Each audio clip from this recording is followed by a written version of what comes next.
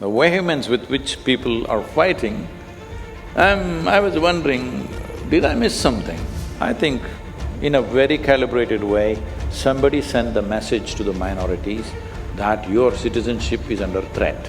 This lie did fly for the last 1 week, now it's landed.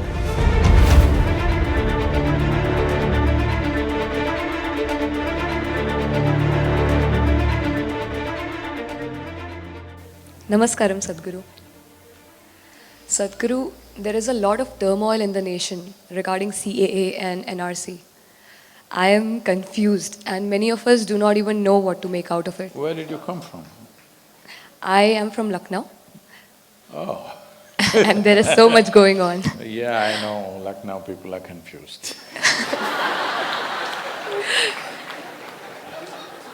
Sadhguru, I wanted to know your thoughts on this. My thoughts, CAB became CAA, a bill became an act. Well, looking at last 1 week's reactions on the street, I even wondered, have I missed something really? Have I missed some aspect of it? Because I have not read the act fully, I only know it from the newspapers and whatever else is there in the… generally out there. Considering that many explanations that are being put out. See, this was one land, got divided about 72 years ago. Terrible things happened, nearly 600, 700,000 people got killed, 3 to 4 million people migrated from both sides, going through enormous suffering. And the country, at least one part, not India, the other two parts that happened on religious basis. People divided the land on religious basis. Fortunately, we chose to be a secular nation, but the others chose to be, religious republics. But not everybody changed sides, because people have been living there for millennia. Not everybody will leave their property, their life, their everything and travel just because the nation… somebody drew a line. 72 years ago, a whole lot of people did not understand what this line meant, really. So quite substantial number of them stayed back. There's a lot of debate about percentages, I'm not an expert on this either. They say 23% stayed back in West Pakistan and nearly 30% stayed back in East Pakistan. That's what people say. Because nobody has perfect numbers, I believe, but it's somewhere around that, it can't be totally wrong. But then 1971 war happened and East Pakistan became Bangladesh. Then widespread persecution of the minorities happened. At that time, nearly 18 to 19% of the people left and came back to the Indian side. They got mixed up, there was no proper arrangement, they just gotten mixed up with the local population. Some of them are still in refugee camps, unfortunately. That's the situation in India. The situation on the other side is different. Because by law there is discrimination against the minorities. Here also people will claim there is discrimination, but not by law. Individual people may always discriminate against each other, which is there in every nation on some basis, for race, religion, caste, creed, gender, all kinds of discriminations exist, unfortunately, in most societies on the planet. We are not completely antiseptic to that, we also have our share of discriminatory practices, but not by law. In the eyes of the law, all citizens of India are just same. There is no two ways about it. Social practices, Not everything catches up with the constitution, everybody plays their own little game here and there for different reasons. Political reasons, social reasons, economic reasons, variety of things. But on the other side, by law, there are discriminations, which by law, women are seriously discriminated on various levels.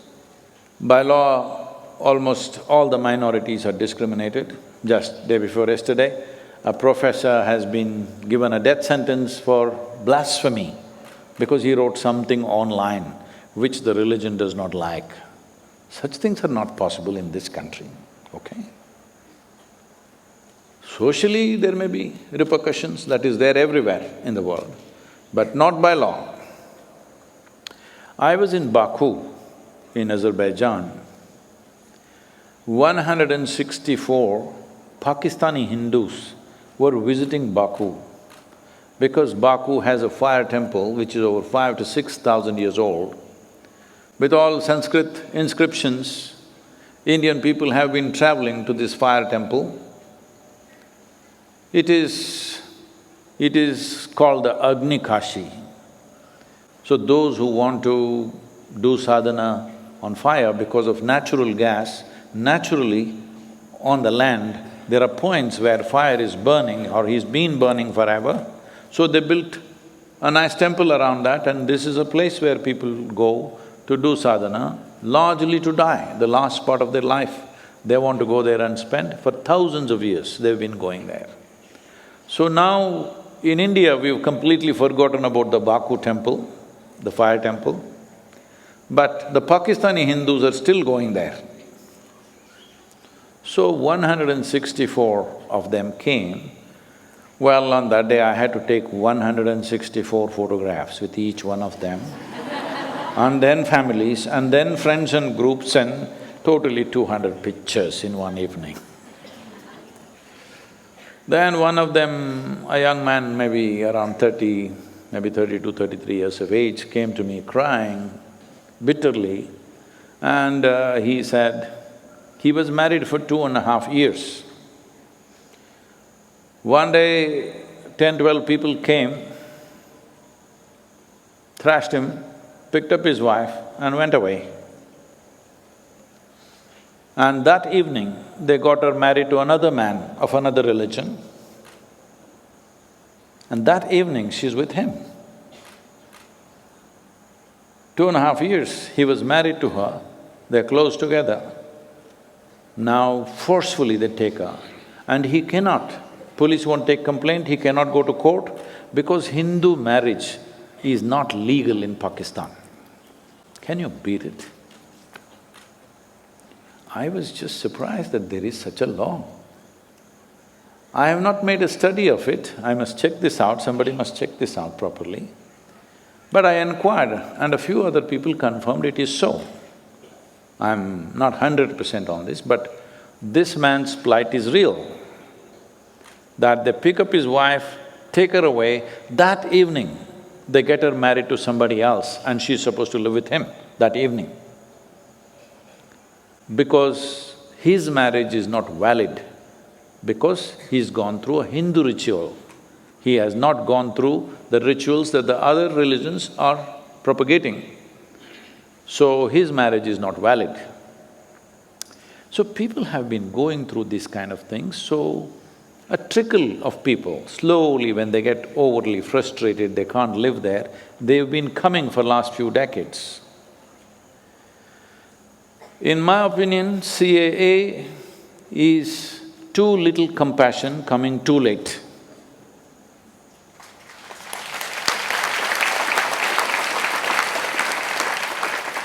Because the atrocities that they have gone through, there are statistics saying they had this many 100 temples, now there are only this many, because systematically it has all been demolished so that there is no places of prayer or worship for other religions. This is happening for all religions, not for any one specific religion, because the fundamental belief is that the nation belongs to one religion. That is not the case with India, fortunately. Here, everybody can practice whatever propagate whatever, everything is there. So CAA is not bringing any new people. See, we are populated, all right, even here. We are well populated. So we don't need millions of people coming from another country, no matter what is the situation there. We can't go on taking people. So some cut-off date was fixed as per the Assam Accord, 1972 or 71 was something was fixed, because that is the time when huge influx happened. A genocide which killed 3 million people. 3 million Hindus were killed just before Bangladesh got liberated. So at that time, a massive influx of people happened. So local people started protesting because their culture is being overrun by refugees. The refugee population is bigger than the local population in Assam, so they have always been protesting. You know the whole Assam movement in 70s. So there they made an accord that we will identify all the foreigners and send them back or do something, redistribute them, whatever. That never happened because people who made that accord, they only signed the paper, they did not act. So now the cut-off date is 2014. Those who have come before that, that means they've been living in this country for 10, 20 years without a driving license, without a passport, without a ration card, without an Aadhaar card, without any kind of identity, like animals. There's no human identity in this country. Because of this controversy, should we accept them or not accept them? Now you make up your mind and say, till 2014, whoever has come, we will accept them. But looking at the reaction in the country, it amazes me, are we this hard-hearted that somehow, for whatever reasons, but this bill is only focused on religious persecution. You may have some other trouble and you want to come here, that's not allowed. You may be looking for economic opportunities, you cannot come.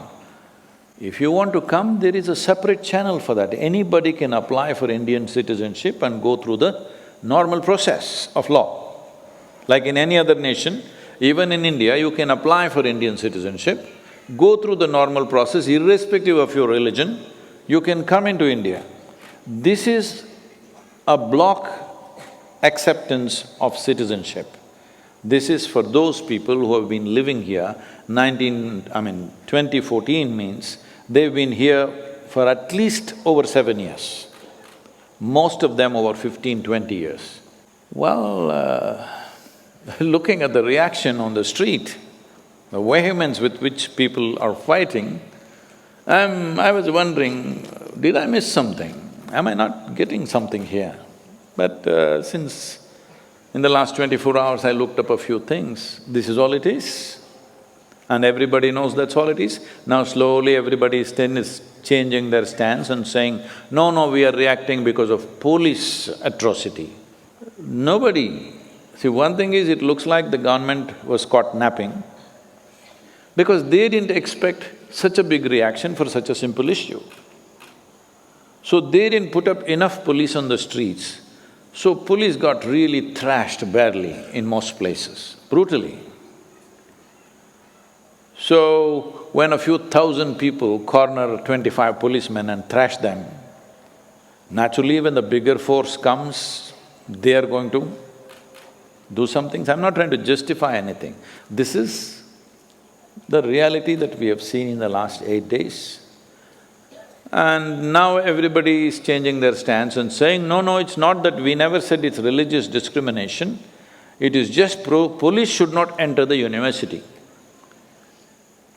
But university students can behave like quarry workers, and from inside the university they're throwing stones at everybody, and police should not go and stop them. When they go, well, if she's throwing stones and she is not, both will get beaten, unfortunately, because she's sitting next to her. This is the way it works in the crowd, huh? Will they go out and point out only she was throwing, others were not throwing? It doesn't work like that. All of them who are sitting together, everybody gets beaten. But I think they didn't use their firepower. That is a lot of restraint, otherwise people would have died in big numbers. Lucknow, where you come from, there are 56 policemen who have bullet injuries. Where did the bullets come from? Lucknowi people. What are you up to? Police have bullet injuries. What does it say, unfortunately? So, this is a dangerous game people are playing. I think there is a certain desperation among certain people who misinformed illiterate masses of religious groups who went wild thinking that the local Indian Muslims will lose their citizenship. That's what they conveyed. They sent out a message saying, they are discriminating and all of you will lose your citizenship and they will throw you out. This is… well, such mischief should not have worked on the scale that it worked. It should not have. It's unfortunate. Still, in today's day and age where you can just open up your phone and read the act, what does it say? What does the CAA say? Any student can read it, but all of them are coming and behaving like illiterate people. They're studying in premier universities, and how come they can't read the damn act? It's really sad that such a thing can happen, that nobody reads the act, everybody goes by the rumors that are going on. WhatsApp is their source of knowledge, okay? I hope they're not doing any PhD on WhatsApp. It's really terrible that public property is burned and destroyed. Ordinary people's scooters and cars and shops being absolutely vandalized like this, for what?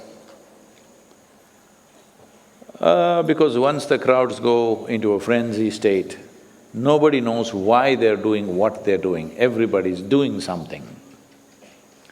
I think in a very calibrated way, somebody sent the message to the minorities that your citizenship is under threat, which is an absolute lie. Unfortunately, it did fly.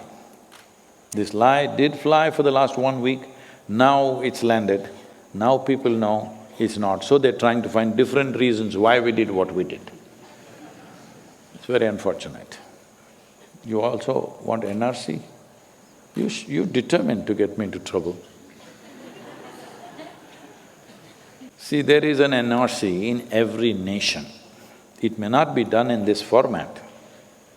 What NRC means is, every citizen must be registered. All those who are living in this country must be registered. When we are trying to… in Coimbatore city, there was an attempt to register all the dogs which have some ownership. I'm saying, the idea is we must know how many dogs, otherwise we don't know what will happen. Because some children were killed by packs of dogs, loose dogs, street dogs, out there attacking school children and eating them up, killed. So then somebody suggested, all those who have some ownership, they must have a tag and they must be registered. Their birth and death must be registered. When we are thinking on these lines, we want even dogs to be registered. Is it not important how many human beings are there in this country? Where did they come from? Were they born here? Did they come from outside? What is their antecedents? Is it not important for a nation to know this if you want to conduct this nation properly? But some people think that is also discriminatory. This is for everybody. All of us, you and me, will have to register. Now, they're giving you various options, you produce your birth certificate, people say we don't have. You show the school footprint, no, I never went to school. You show the ration card, no, I don't have it. Show the Aadhaar card, I don't have it. Show the election registration card, I don't have it. Then who the hell are you? And if you don't have any of these things, they're saying produce 3 witnesses who know you for a period of time. No, I don't have witnesses. Who are you? It is just probably, I think in some way, for whatever reasons, I think the government has failed to communicate this properly. Otherwise, personally, I don't see one issue on these things. But I think communication-wise, the way it is communicated, unfortunately, certain number of people are perceiving it as a threat to them. That must definitely change. If anybody is issuing a threat through these two most essential, one is of some compassion, coming very late in my opinion, it should have happened much before. Another is an absolute necessity for a nation to register every citizen who lives in this country. See, there are so many foreigners here, we don't know who they are.